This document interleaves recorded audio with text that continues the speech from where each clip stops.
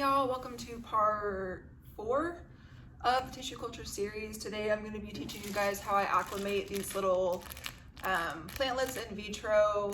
I know there's a lot of people buying these right now, and I've had a lot of people ask me the correct way to acclimate those. So I'm going to show you how to do that today. There are several different methods that you can use to acclimate these, but I'm going to show you guys my favorite way. I've never lost any plants. That's a lie. I just recently lost 3 plants because my heat mat overheated the other day. So I did lose 3, but I've acclimated so many plants at this point. I've never lost any up until the other day when I lost 3 babies.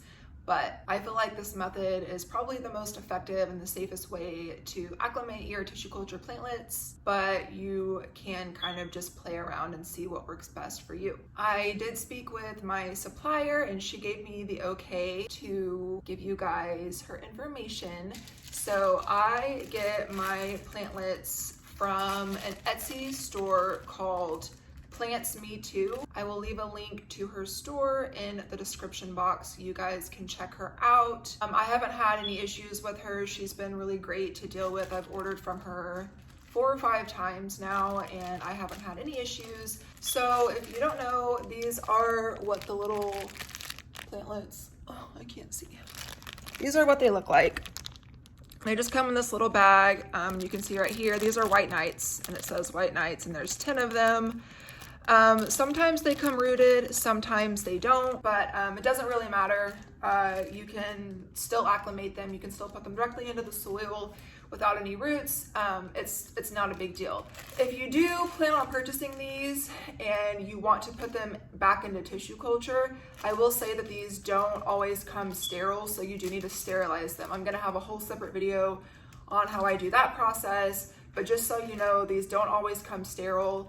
And the first time I tried to put them in a tissue culture, I immediately got mold because there was mold in here and I was under the impression that they were sterile and they were not. So just make sure that if you're going to put these in a tissue culture that you do sterilize them first. Normally, whenever I order these, I split it up and I put half into tissue culture and then I acclimate the other half so that way I can already have some growing and ready to sell while the rest are multiplying in tissue culture. But it's totally up to you whether or not you want to tissue culture all of them or acclimate all of them or kind of do half and half like I do. For today, I already have white nights in vitro, so I don't need to put any more in tissue culture. So I'm gonna be just acclimating all of these because I've had a lot of people reach out to me lately asking for more white nights and it's gonna be a while before mine are ready.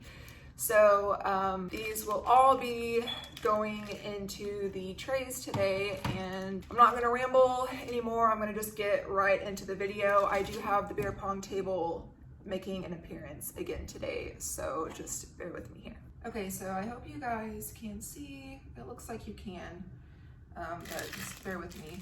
So this is a jar of distilled water. You want distilled water or you could use RO water. I'm just using distilled. Normally I would put this in a bowl, but I can't find my bowl that I normally use. So I'm using a jar today and you're just gonna open these up and dump them on in. Kind of shake them up. You want to get off all of, this is hard because it's not. Okay, so we're gonna let those sit in there for a minute. Okay, so while those are sitting in the water, I'm gonna start preparing the tray. These little trays, they come with these little dome lids with these vents. The vent is very important. So whatever you buy, you just wanna make sure that it has a vent on the top so you can adjust the humidity levels. For my media, I use a mixture of cocoa coir and perlite. This was already left over from last week, so it's pretty much already mixed up, but I'm gonna add a little more perlite. You want there to be a lot of perlite, honestly. You need it to have a lot of aeration and something to kind of grip to. So I add quite a bit of perlite. And then I like to use this little thing to stir up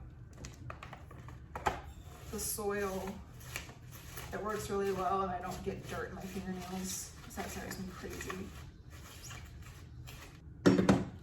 Okay, so just so you can get an idea, this is about how much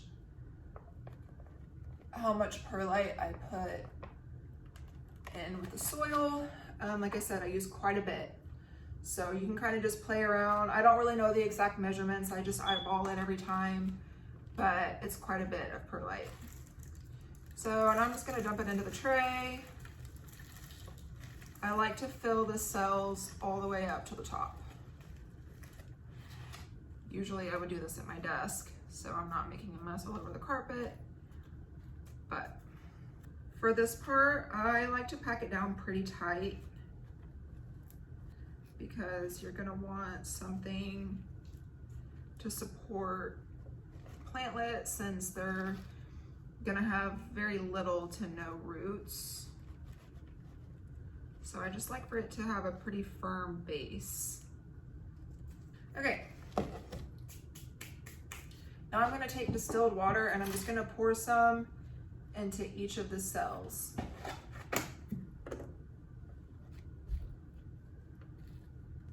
Okay, I think for this next part, I'm gonna adjust the camera angle so you guys can get a better view of what I'm doing here. All right, good enough.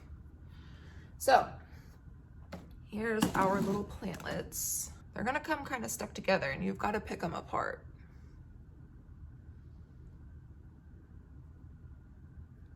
These actually have really good roots. Sometimes they won't have any at all, and that's okay. They'll be totally fine without roots. Woo! But it is nice when they have roots to begin with. This is what it looks like to begin with. These actually look really, really good. They'll be kind of like wrinkled and crumpled up like that. That's totally okay. I don't know if you can see the roots, but they do have a good amount of roots. So what I do is I take my little tweezers or forceps, they're forceps, I call them tweezers, and I dig a hole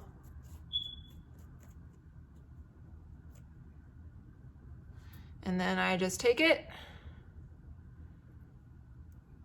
and bury it in there. And then while I'm kind of pushing down on the plant, I will just press around to make sure that it's firm. And then do the same thing over here. Pull out another plant gently so you don't break the roots. There we go. This one has a whole cluster of white plantlets. Do you see that? Crazy. Gorgeous. This would probably be one that I would put back into tissue culture just because it does have a cluster growing over here. But because I'm not tissue culturing any of these, I'm just gonna stuff it in there. And it'll do just fine. Some people like to use sphagnum moss, but I hate moss, if I'm being quite honest. And I feel like for this, it does not work very well. I have a friend who put some of hers in moss and then some of hers were done like this. And all of hers that went into moss did not do very well. Oh, I snapped a root. That's okay though.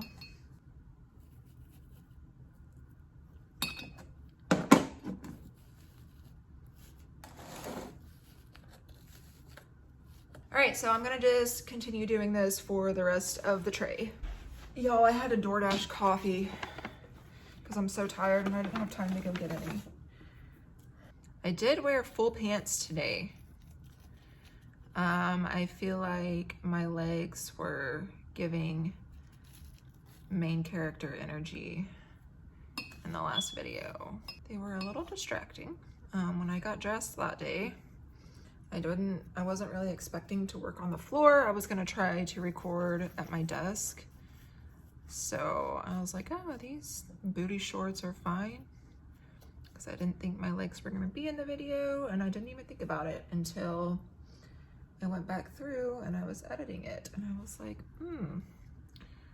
not a great choice, but that's okay.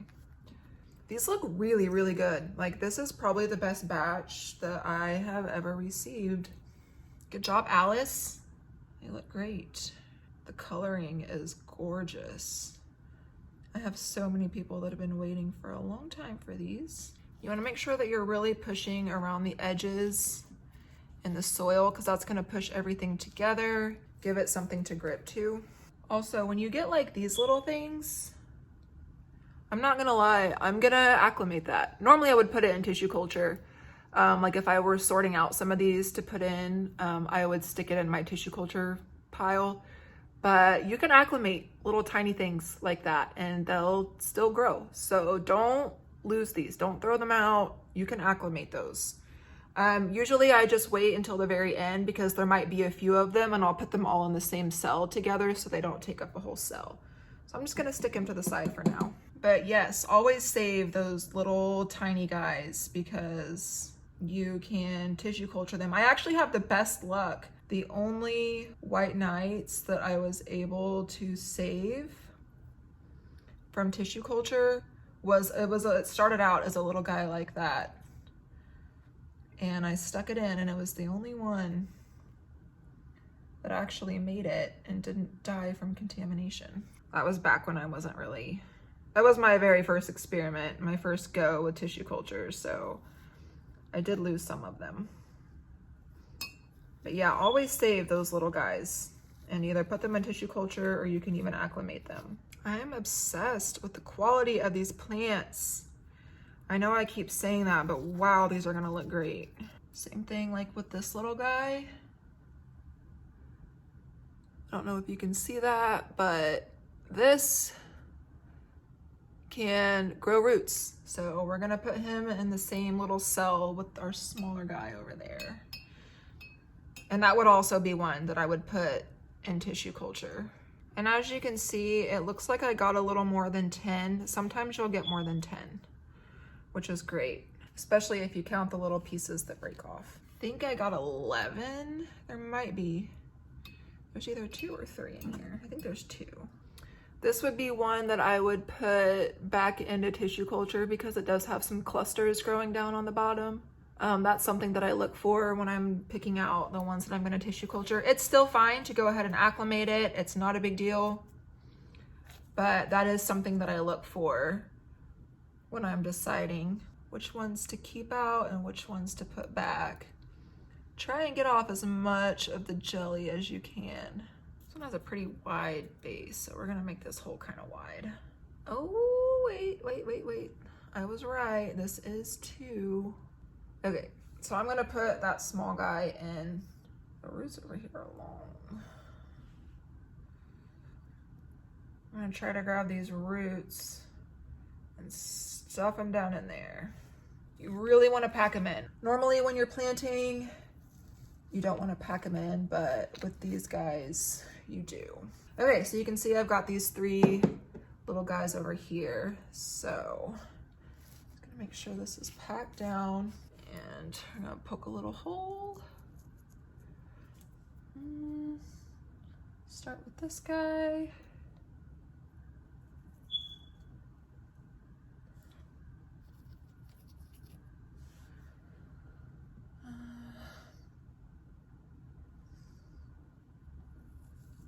What the hell? Did I just put that in upside down? Oh no! Okay, so the roots just broke off of that, and I think it's upside down. Okay. So I kind of broke that one. That's okay. Okay, so then what I do is I write, where's my plant tag? I take a, Jesus, I made a mess. I take a plant tag and I write what they are. These are white knights, and then I write the date, and today is the 21st. Okay. And then I just find a good one, shove it in there carefully. This does kind of shift everything, so you got to be careful. All right, and then I take the lid and I put it on, and then I make sure this is closed.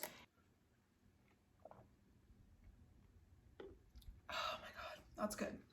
Okay, so once I've got them in these trays, I make sure that the vent on the top is completely closed. I will also put a paperweight or something heavy on top to make sure that it's really on there good. You want these to be sitting at about 99% humidity for the first 7 to 10 days. After those initial 7 to 10 days, I will open up the vent completely. I will open it all the way. I don't know if you can see, but the vent holes are completely open, and I will let that sit for about 7 to 10 days. That drops it down to about 92% humidity, so it's not a drastic drop in humidity levels, and it seems to do okay. So I do that for 7 to 10 days. Then after that, I will start removing the lid completely for a few hours. I start out with about 3 hours and just gradually increase it as I go. Now, when I do that, I usually try to open up my balcony door and turn off my air conditioning. It's summertime, so I can get away with that for a few hours. In the wintertime, I'll just have a humidifier over in that area and I'll crank that on for a few hours while these are acclimating. So I just do that during the first couple of days because the humidity in my apartment usually sits at about 40%, between 40 and 50 because I have the air running. So by opening up the door and turning on the fan and turning my AC off, that brings the humidity up to about 70, which is a lot less drastic than going from 90 to 40. And again, starting out, I only do that for a couple hours, and then I'll just gradually increase that every day to where I'm leaving it on, throughout the entire day. And then after about, you want to do at least 10 days of doing that before you start leaving it off overnight, but 10 days to 2 weeks is usually safe for that phase. Then once I've done that, I will just leave the lid off all day, all night. Then that way it is starting to fully acclimate to normal room temperatures and humidity levels, which, like I said, my apartment sits between 40 and 50%. I think the average is somewhere around there, especially whenever it's really cold or really hot and you have your heat or air running more constant. Okay, so then once they are sitting out all day and night without the lid on, I do that for about, again, 10 days to 2 weeks. I just kind of monitor them and see how they're doing. And then I also start checking for good root development. I have a tray here today that I'm going to show you guys that has one plant in it. The tray in itself is a hot mess. It's kind of a clusterfuck, basically, of rehab plants that I wasn't sure if they were going to make it or not. So as a whole, they don't look great, but I do have a caramel marble in here that's doing really, really well. So I want to show you guys what the roots, I just pulled them all up too. It had a plant tag in it in that cell, and I just pulled the plant tag out. Okay, but I don't know if you can see, where is it at? It's in that corner. I don't know if you can see in that corner, but right here, there's roots, and the roots go all the way up. So that's kind of what you want to look for when deciding whether or not they are ready. Like I said, the tray as a whole is a hot mess, but that particular plant is ready to go ahead and move into a pot. As far as acclimating goes, these have been in here forever, well over a month. So they're acclimated, they just don't quite have the roots aside from that particular one. Oh, I forgot to mention, I keep my seedling trays and also my nursery pots on heat mats, and my heat mats run from 8 p.m. to 8 a.m. That's gonna help with root development. You wanna monitor those and make sure they're not getting too hot. When I started putting them on a timer as opposed to a thermostat, I had them running way too long, and that's how they got too hot. And like I said, I lost a couple of plantlets. So you want to make sure that they're not overheating. But for where I'm at and with the heat mats that I use, they typically do really, really well working from 8 p.m. to 8 a.m. and then they're off during the day. And like I said, a lot of times I'll have my balcony door open and the air off, so it does get up to like 75, between 75 and 80 in here during the day, which keeps the plants perfectly warm and happy, but the heat mats help with root development. So I highly suggest, especially for this phase when you have them in the seedling trays, I would definitely recommend keeping your seedling trays on a heat mat. I did stop using it for a while because I wasn't sure if it was really working or not. And I noticed a huge reduction in the amount of roots that I was getting. They weren't growing nearly as fast. So keep your seedling trays at least on a heat mat. And then I go ahead and keep my nursery pots on a heat mat as well, because I want them to grow nice, strong roots in their nursery pots so that whenever I send them off to their new homes, they have a good root system. Once they're in their nursery pots, I keep them for at least 30 days just to make sure that they don't have any kind of transplant shock or anything like that. And they usually grow nice and healthy and gorgeous. And I'll show you a couple here in a minute that I'm gonna be shipping out on Monday. Okay, so here are examples. I have 2 examples here of plants that are ready. This is a caramel marble. You can see it's grown really, really nicely. These will be shipping out on Monday. And this is a white knight. It doesn't have, this one in particular doesn't have a lot of variegation, but that is a good example of what they should look like once they are ready to go. Like I said, I make sure they stay in their nursery pots for at least 30 days. Usually it's about 5, sometimes 6 weeks that I keep them in their nursery pots before I ship them, just to make sure that nothing is gonna go wrong. I really emphasize making sure that my plants are fully acclimated when I ship them off to their new homes, because I don't want my buyers to have to buy humidity domes and heat mats and all kinds of stuff for, you know, this little plant to live. I want to make sure that they can unpack it from the box, stick it up on a shelf near a window, and just water it a couple times a week.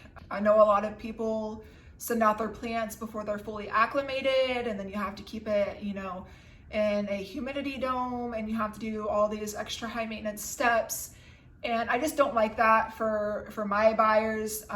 Like I said, I just want to make sure that anybody can buy these plants and they can just unpack them from the box and stick them up on the shelf and they're good to go. So I really, really emphasize a good, healthy acclimation process to ensure that the plants arrive happy and healthy in perfect condition so they can thrive in their new homes. Okay, so now that I've got all that out of the way, I'm gonna show you quickly how I make up my media base for the nursery pots. I'm gonna take this leftover stuff that I have. I only have 1 nursery pot to fill up, so I don't need very much. But I'm gonna use what was left over from the seedling tray. And then, okay, I add orchid bark. I have small and extra small. By the way, guys, all of this stuff is in my Amazon store. So I'll leave a link to my Amazon store in the description below, as always. But I get all my stuff from Amazon. So I'm just gonna add in, I'll show you guys in a second. And I'm gonna have some left over, like this is gonna be for more. This will make more than just 1 pot, but that's okay. I just like to have a good mix here. Oh, that's too much, that's okay.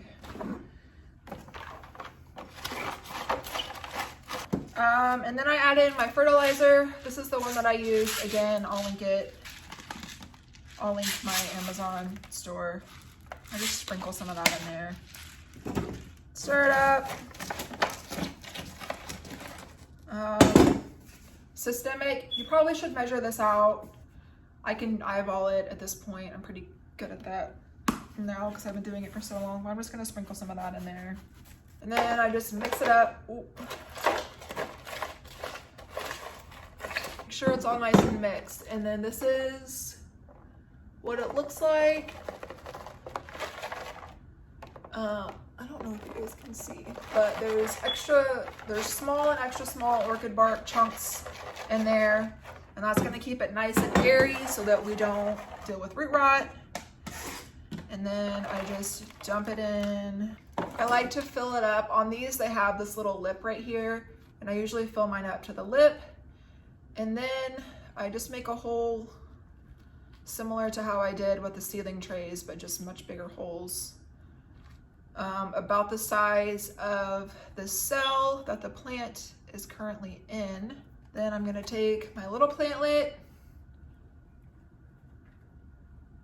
pull it out, take the plant tag out. Gently, you don't want to rip your roots. Okay, so now you can see the root that I was talking about.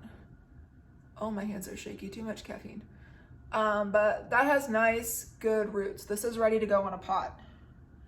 So I just stuff it down in there, and then similar to how I did in the seedling trays, I just kind of press the soil down, not as compact because that's not as necessary since it has a stronger root system, but pack it down a little bit, just a little, to make sure that it's in there nice and firm. And then I'll put another plant tag in it similar to this one, but it'll say CM and then it'll have a number. I don't know what number it is. I think it's like number 8.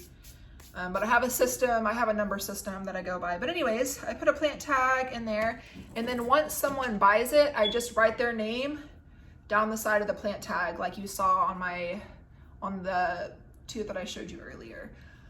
So then that way I know that I'm sending the right plant to the right person and they don't get lost or mixed up. This is what it looks like right now. This is just a baby version of the caramel marble that I just showed you. So this is how they start out, and in about 3 or 4 weeks, it'll look like the big guy version, but this one's doing really, really well. It looks gorgeous, and I'm really excited. What a mess. What a mess I have made. Woo.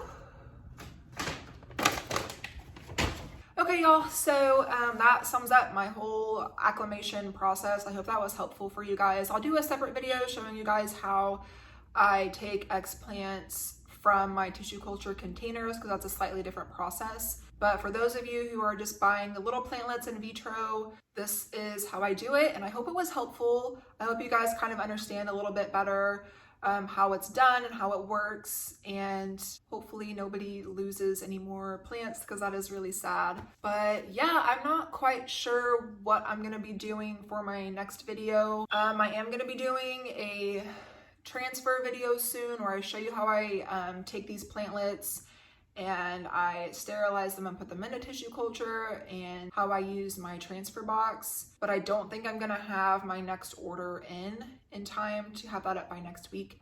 So I'm not quite sure what I'm doing for next week's video yet, but I'll come up with something. If you have any suggestions, please leave those in the comments below. And as always, you guys can reach out to me on Facebook or Instagram with any questions that you may have, and I am happy to help you as much as I can. But I think that's all I have for today. So I'll see you guys in the next video. Bye.